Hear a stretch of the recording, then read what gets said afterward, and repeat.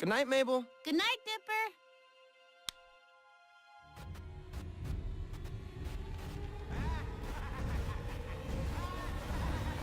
Gravity Falls, it is good to be back. Hello, Internet!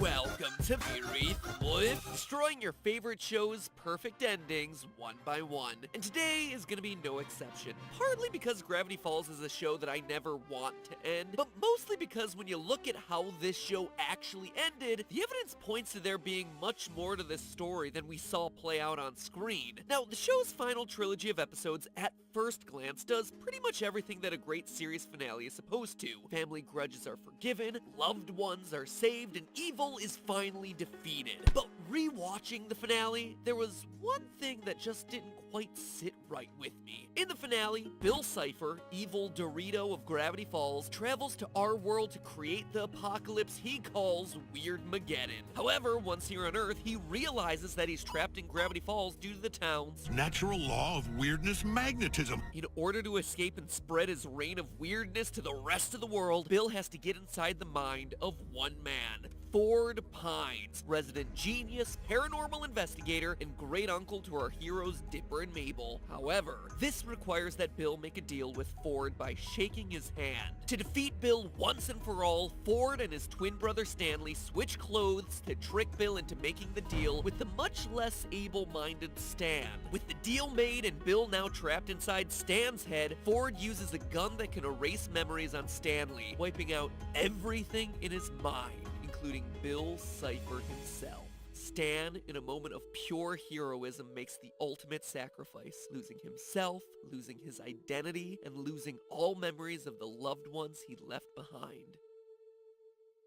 For about 3 minutes. Yeah, it's not all that much of a sacrifice as it turns out, as Stan's memories come back in less time than it takes to mix up a blender full of Mabel juice. So what's going on here? Well, thankfully, journal number 3 gives us a little more context on how all this happened. Quote, "It turns out that the memory erase effects can be undone through exposure to important images and people from your past. The reason Stan recovered so much faster is that we began recovery while the erasure was still fresh, less than an hour after contact." End quote. But at this point, you've probably figured out where I'm going with all this. If all of Grunkle Stan's memories weren't permanently wiped out, would that also mean that Bill Cipher wasn't permanently wiped out? It's a question that fans have been asking for the past 2 years. Is Bill Cipher, the main antagonist of Gravity Falls, really dead? And I am here today to tell you no. Bill Cipher is alive and well and living in Paris with Jacques Brel. Sorry, never mind that last bit. It's a really obscure musical theater reference that no one, and I mean no one, will get. In all seriousness, though, looking at all the evidence from the end of the show, as well as content that's been released after the series ended, points to Bill Cipher still kicking around. And not just kicking around. What we unearth today will not only change your thoughts about the end of the series, but also everything you thought you knew about one of your favorite characters. Intrigued? Excellent. Grappling hook away! First, we can absolutely prove that Bill isn't dead. During the finale, when Bill was trapped inside Stan's mind, Bill decides to make these strange noises.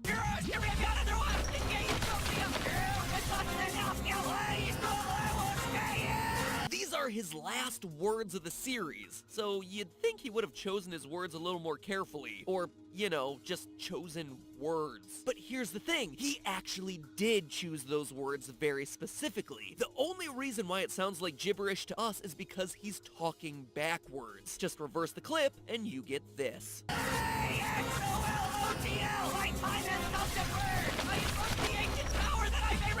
Invoke the ancient power that I may return. Okay, that makes it pretty clear that he ain't planning on leaving this mortal coil anytime soon, but what's all this about an axolotl? Well, it turns out that the answer is given to us in a book titled Dipper and Mabel and the Curse of the Time Pirate's Treasure. Now, this book was confirmed to be non-canon, except Alex Hirsch, the creator of the show, tweeted that it does contain one enormous canon secret. So in the book, Dipper and Mabel end up face to face with this all-powerful cosmic axolotl, and are each granted one question. Dipper asks the very responsible and very logical question of, what do you know about Bill Cipher? To which the axolotl replies, quote, 60 degrees that come in threes. watches from within birch trees, saw his own dimension burn, misses home, and can't return. Says he's happy, he's a liar, blamed arson for the fire. If he wants to shirk the blame, he'll have to invoke my name. One way to absolve his crime, a different form,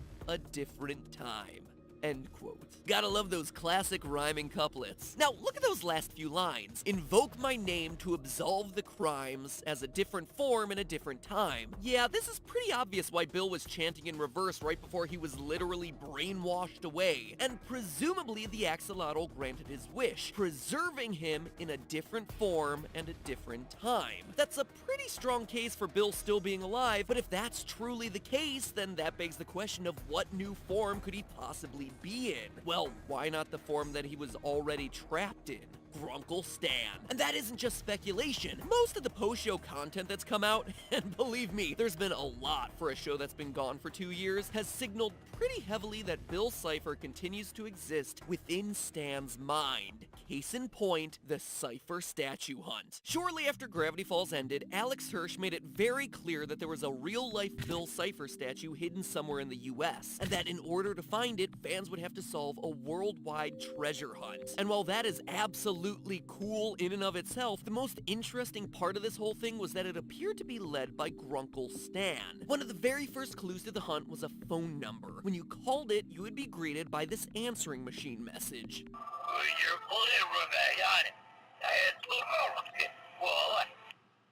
Immediately, you can recognize Stan's voice, but something's a bit off. It's in reverse. Now, this definitely could just be some attempt to make the quest slightly harder, but it's worth noting that every time a character has ever spoken in reverse during the series, it was because of Bill. In the episode Dreamscapers, Gideon speaks in reverse after reading a chant that summons Bill. In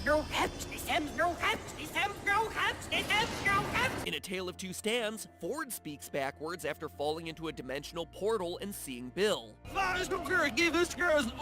Not to mention that every single opening theme ends with whispers in reverse before we're greeted with a flash of the cipher wheel. Every time someone speaks in reverse on the show, it seems to be in association with Bill Cipher. So the fact that we catch Stan Pine speaking in reverse over the phone is already incredibly suspicious, but the evidence doesn't just end there. All objects found throughout this treasure hunt tended to be related to either Bill or Grunkle Stan. There were Stan bucks, a jigsaw puzzle of Bill Cipher, a golden Stan head, and a few other recordings of Stan giving out clues. It was always these two characters that the Cipher hunt kept coming back to. An odd choice when considering that there were so many other characters that fans would have loved to hear from. You know, like the heroes of the show, Dipper and Mabel, or Seuss, or Wendy, or literally anyone else associated in this series. It's almost as if the creators were hinting towards a connection between Bill and Stan.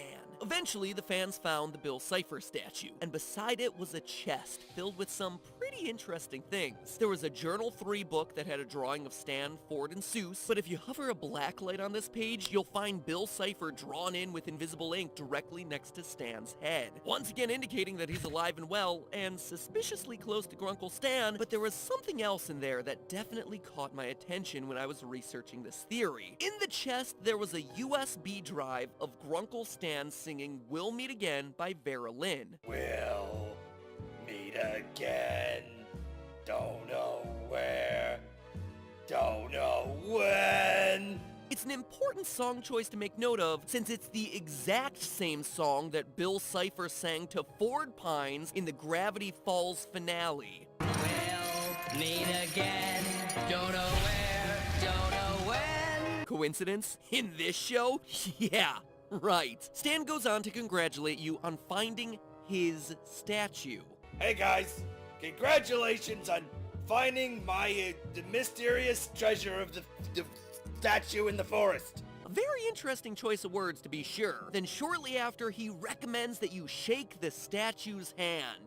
Shake his hand, that's kind of like a prize. We've already gone over how Bill Cipher is notorious for making deals that require shaking his hand, and Stan knows this as much as anyone else, so why would he be encouraging us to shake Bill Cipher's hand as if that's some sort of prize? Unless, of course, this isn't Stanley talking. It's Bill Bill talking through Stanley, encouraging people to shake his statue's hand in the real world, potentially as a means of trying to escape from the body he's already trapped in, trying to make a deal through the statue. Seem like too much of a stretch? Honestly, I thought so too at first. But we already know that Bill can mimic someone else's voice when he's in their body because we've seen the exact same thing happen before on the show. Specifically when he was controlling Blendon Blandon, the time-traveling agent in the episode Mabel and Dipper versus the Future. Oops! What? So it's definitely plausible that the person we're listening to isn't Stanley at all. But I know, there's still one big problem that I'm sure a lot of you will be asking in the comments. If Bill is still alive and is somehow controlling Stanley, then why in the finale aren't his eyes yellow with an elongated pupil, the signature look of someone who's under Bill Cipher's control? Well, it's because Bill only controls Stan when he sleeps. Now, before you run down to the comments to tell me that that's a huge leap in logic, hear me out here. It is canonically something Bill has done in the past, specifically with Stan's brother Ford. In the official Journal 3 book, Ford describes a deal that he made with Bill 30 years before the events of the show. A deal where he let Bill enter his mind and control his body. But during the terms of the deal, Bill could only control Stanford's body when he was sleeping. Page 118 of the journal. Quote, I awoke this morning to find that my muse was true to his word. There in my notebook were 6 hours worth of beautifully written calculations, perfectly sufficient to keep me on schedule, end quote. What starts as a mutually beneficial relationship, though, quickly deteriorates as Ford starts to fear Bill's influence and actively tries to stay awake for fear that Bill will continue taking control of his body again when he falls asleep. Page 142, quote again, I fell asleep on my cot only to awake sitting at my desk staring at the strange symbols inscribed below. He is taking advantage while I sleep. End quote. This tells us that it is very possible Bill is only controlling Stan at night. Notice how in the Cipher hunt we never actually see Stan's face, only a bunch of pre-recorded audio files that could have been set up in the middle of the night. So there you have it, a theory on Bill Cipher being alive and trapped inside Stanley's mind. I think there's a lot of evidence for it, but you know, while I was researching this theory, it struck me. It's pretty crazy how close these two characters are with each other. It's almost as if they've been connected on a deeper level since the very beginning. I mean, they're the only two characters who both refer to Ford as Sixer. Hey, what's the word, Sixer? A deal's a deal, Sixer! That's a pretty weird coincidence. They both tell people to buy gold before the impending apocalypse. Buy gold! You've been buying gold, right? They even do that whole eeny, meeny, miny, you thing. Eeny, meeny, miny, you. Eeny, meeny, miny. One way to absolve his crime, a different form, a different time. In the episode The Inconveniencing, Mabel has a hallucination where a giant dog talks backwards. He tells her to... We've already established how backwards talk tends to relate to Bill, and now we have someone speaking backwards telling us not to trust Grunkle Stan. I know he had a couple secrets within the show, but none of them were so serious that it was cause to really distrust him. This even puts a whole new meaning on the cryptogram found in the title sequence. Stan is not what he seems. All the Gravity Falls theorists just kind of brushed that one off as a reference to him having this secret twin, but what if it was referring to something else the entire time? Could it really be possible that these two characters are actually one and the same? Guess that's a theory for another day. In the meantime, remember, reality isn't real, the universe is a hologram, and that's just a theory.